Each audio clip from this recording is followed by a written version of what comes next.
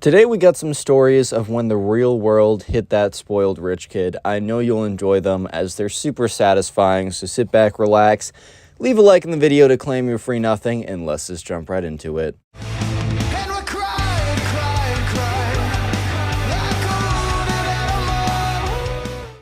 So we're going to call the subscriber who submitted the first story Gabriel, right? So anyways, there's a kid in Gabriel's class who is your very standard, typical spoiled kid, right? His parents kind of gave him everything he ever wanted. He never had to work for anything. And honestly, low-key, that was like robbing him of something. I know you guys might think I'm crazy, but I think like when parents give kids everything they've ever wanted and they never have to work for anything, nothing is special anymore. And I know you guys might be thinking, well, he got what he wanted. And I'm like, I don't know. I think there's something valuable in working for what you get. But either way, that's irrelevant to the story. So anyways, the spoiled kid, his parents buy him a $50,000 car. I don't know exactly what car this is. I just know that they spent around $50,000 for it because that exact number is important for later in the story.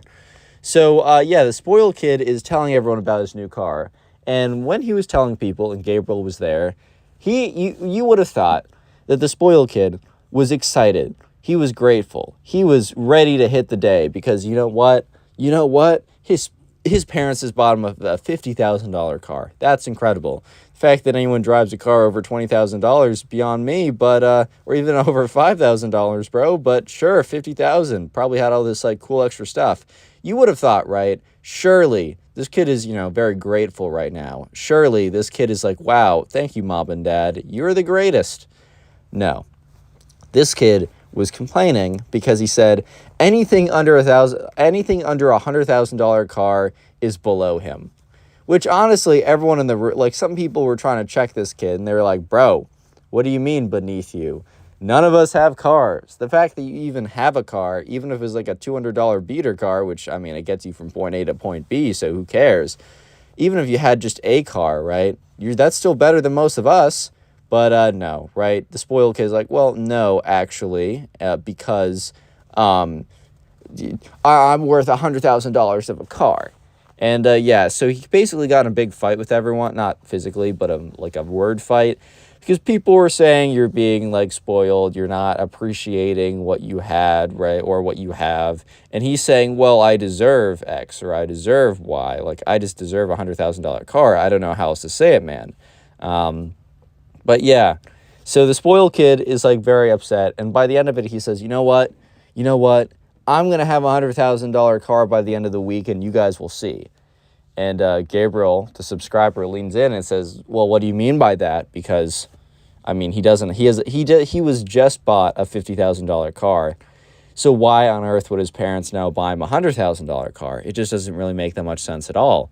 And Gabriel goes on to say, if I happen to crash my car by accident, they're definitely going to buy me a new car. And I'm going to tell them that it's going to be a $100,000 car or no car at all. And Gabriel looks at the spoiled kid. And everyone else kind of looks at the spoiled kid thinking, does that actually work? Like, are you telling me you actually believe if you can tell your parents, either get me a $100,000 car or no car at all? Like, bro, I don't know. This isn't threatening them, bro. They could very easily choose the no car at all option. Like, that's the thing I don't understand. Normally, when you're trying to pressure someone into doing something, option A is the option you want, and option B is bad for them. How is option B here bad for the spoiled kid's parents? It literally just means that they'll be able to not spend more money on a car for this kid who genuinely doesn't even need a car at this point. So yeah, sure enough, Gabriel that day intentionally started beating up his car. He didn't like slam the gas into a tree because that could like damage him really bad. But he was just going around bumping his car. He's like bumping it into everything, slamming it up, scratching it up, and is playing basically bumper cars with everything around him. So yeah, he actually got the car so beat up and destroyed that he totaled the car, bro. Like, I don't know how he did it without, like, really damaging and, like, hurting himself or anything, but he was able to completely total the car. And, he called AAA or whatever, and eventually called his parents, be like, Mom, Dad, I got in a car accident or whatever. They're like, oh, no. Because, obviously, I would be, if my kid got into, or if I had a kid, right? or when I have a kid, right? If they got into a car accident, I'd be very concerned. And, when he gets there, when the parents get there, or Gabriel's parent, not Gabriel, the spoiled kid's parents get there, he basically goes on to say, well, I'm going to need a new car. And they say, well, we just got you one. Like, this is kind of unfortunate that you totaled it. We can look into it, though. But then the spoiled kid basically exposes himself a little bit and is like, okay, well, mom and dad, you're either going to buy me a new car that's $100,000 or no car at all. And the spoiled kid's dad is like, excuse me? The spoiled kid's like, you know what? I'll be straightforward with you guys. I didn't get in a car crash. I wrecked my car on purpose because, a $50,000 car, it's just beneath me at this point. So you guys are either going to get me a new $100,000 car or you're not going to get me a car at all. I guess in the spoiled kid's mind, this ultimatum of sorts was actually one that would these parents would be like, oh no, you're so right. Oh no. But actually what ended up happening was, you guessed it. His parents just never bought him another car again. And yeah, this kid was like a sophomore in high school. I mean, like, this kid asked for one later on, like when he was in college. Nope. His parents do not forget this. So yeah, it completely backfired. And then he actually, the spoiled kid actually had to start working for his stuff. And because his parents started to extrapolate this attitude of, you must get me the best thing ever or else, to everything else in his life.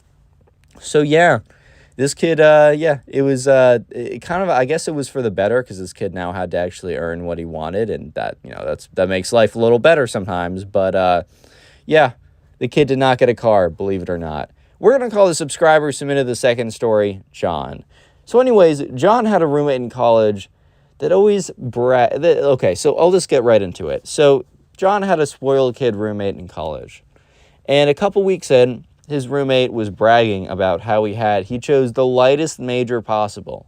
Like, he chose the least intensive major possible. Not because that was the major that he had interest in, not because that was the major that he wanted to pursue a career with, but because he chose that major very specifically so that he would have to do the least amount of work possible just to pass college. Because he went on to explain to John that, his parents were loaded. They had a ton of money. And they basically just told him, you need to go to college, you need to get an education, and you need to, and then, like, you'll be fine. Like, as long as you get an education, we'll help you out.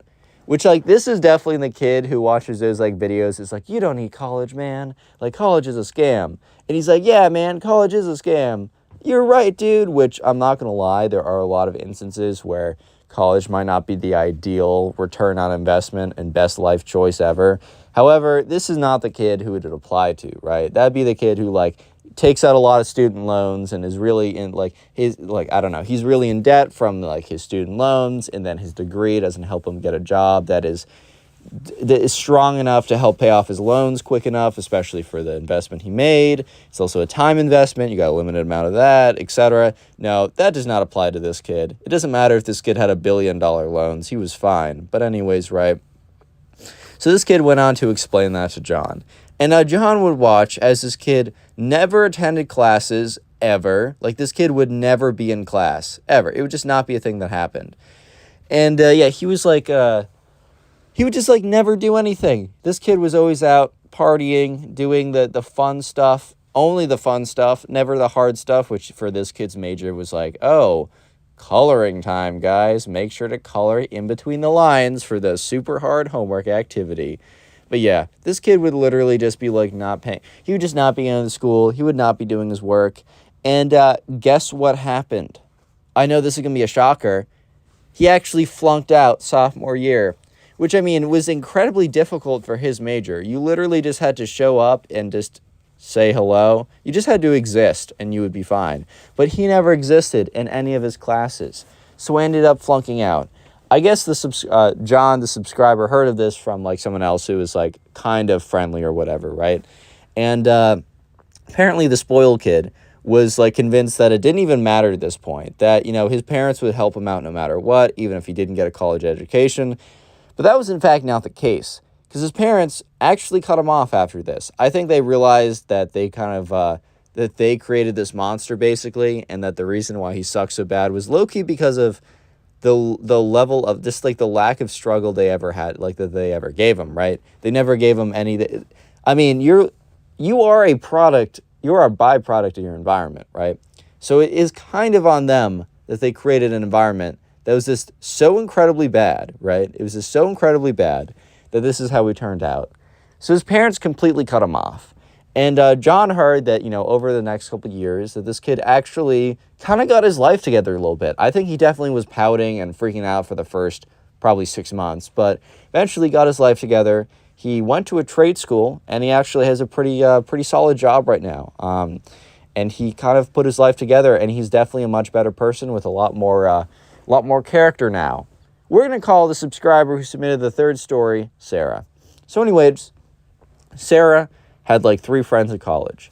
And at this college, like, it was a pretty expensive one, but Sarah went here with a pretty significant financial aid package, and her 3 friends did not. That doesn't say anything bad about the friends. That's just literally how life is sometimes. That's just the situation. However, Sarah and these 3 friends became pretty close, and they were thinking about doing something together for spring break. And one of the friends was like, oh, we should go to X location. And Sarah was like, oh, that sounds great. All the friends came together. They were all super excited, right? Because, it was a really cool vacation spot, and things looked pretty good. And so basically, Sarah got a text message from one of the friends saying, here's a link to the tickets if you want to buy them soon. Let's all sit in the same row, so buy them tonight, basically. And Sarah didn't think anything that much of it until she clicked the link. She checked the tickets. The tickets were $2,000. $2,000. That's like 2 iPhones, which even iPhones are expensive / overpriced, low-key. For one, okay, it was there and back, but still. So Sarah was looking at this, and she was like, $2,000 for tickets? If you made it this far into the video, comment spoiled down below. That'll be the secret word of the day. Leave a like on the video to claim your free nothing. Subscribe if you are new, and let's just jump right back into it. So anyways, Sarah's just looking at these tickets, and she's like, there's just no way that I could possibly buy these. And she was like, she casually brought it up to her friends, being like, oh, wow, these tickets are $2,000. Like, that's pretty crazy. And her friends kind of looked at her. Okay. These friends, they were not mean people, so they did not look at her with oh, you can't afford $2,000 for tickets? You must be broke AF. Okay, they didn't suck, right? But they kind of looked at her like, what? Like, I didn't even think about that. Kind of the, I don't even look at the price tag, Father dearest, we'll take care of it type look, right? And Sarah started to realize that her friends didn't see any issue with it.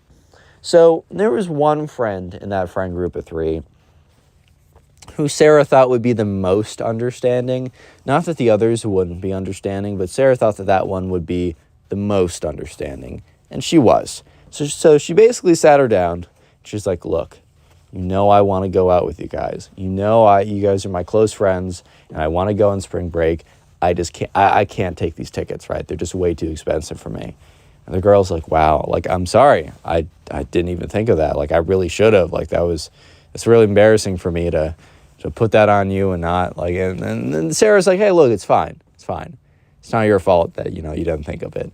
Sarah genuinely had no gripes against these girls, and, she really did like them. They were good. They're good people, right? They just lived in a different world. And, Sarah's like, you guys, you don't need to go anywhere else. Like, you 3 can go. I promise you, I don't care. I'll just go home.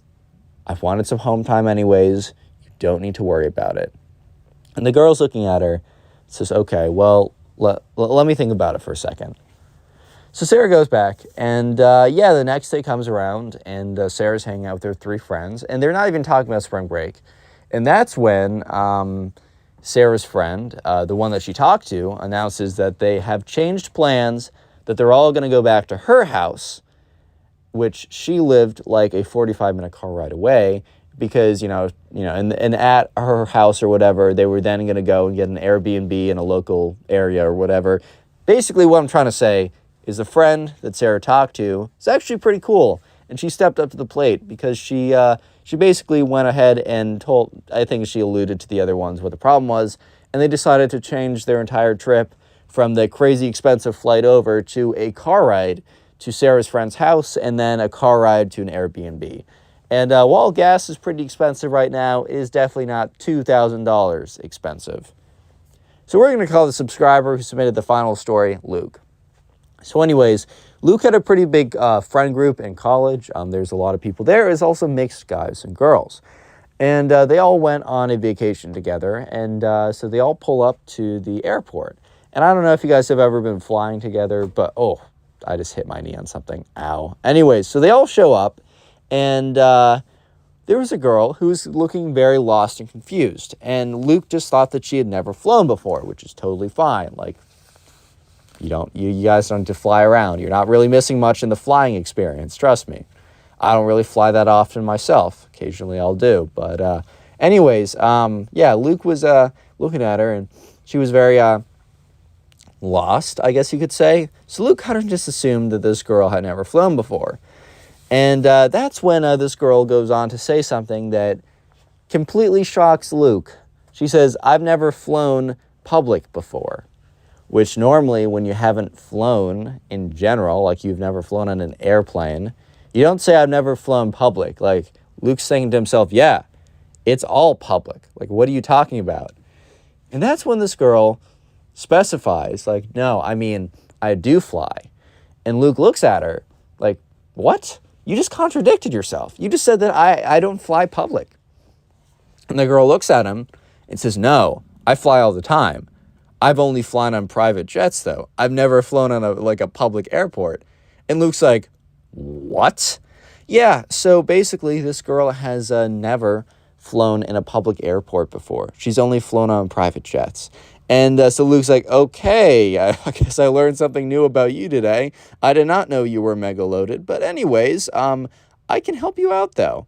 Basically, Luke is like, yeah, I can help guide you through. So basically, they go to TSA. She's like, what's this? And he's like, well, they have to check you. And he's like, what? Or she's like, what?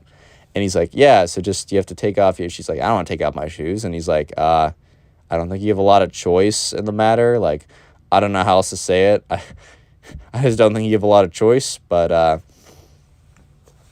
okay. And she's like, fine, I'll do it. So she goes through. So this girl is complaining the entire time, right? And she hasn't told anyone else that this is her first time flying public, so everyone else just thinks that she's like, used to this, but still annoyed with it, because even if you're used to something, it can still kind of be annoying, right? But no, the truth is, in fact, she's just never flown private before. So she eventually gets on, they load onto the airplane, and she looks in, and she's like, Luke. And Luke's like, yeah, what's up? He's like, is this actually all the space we have? And she's pointing towards the first class seats, which her parents bought her first class tickets. And Luke's like, wait until you see the seats that I'm sitting in. And he points back there, and she literally gasps. Because the horrors of flying, right? Which, yeah, I'm not going to lie. Flying, I've never flown in a first class seat. I've definitely, I always like economy, whatever. It does the job. It definitely does the job. But wow, that is crowded. I'm not going to lie, that is those seats are small. They are cramped. But yeah, so after they get off the flight, the girl is complaining the entire time about how, once they get off, she's like, oh my God, my legs, they're so stiff. And no one was really being like, oh, I'm so sorry you have to sit in the first class seats. Oh, I'm so sorry. That must be so hard for you. They were all kind of just ignoring her because, yeah, they were pretty stiff too. But guess what? They weren't saying anything about it. And also, guess what? They were actually in tight seats. She was not. The first class seats that she was sitting in, she could just recline as much as she wanted to, but no, right? No, of course not. She had to be the one who complained. They couldn't complain, though, obviously. And, yeah, after that, she was pretty cool, but Luke learned something new about his friend today, and that she had never flown in a public airplane before, which, what?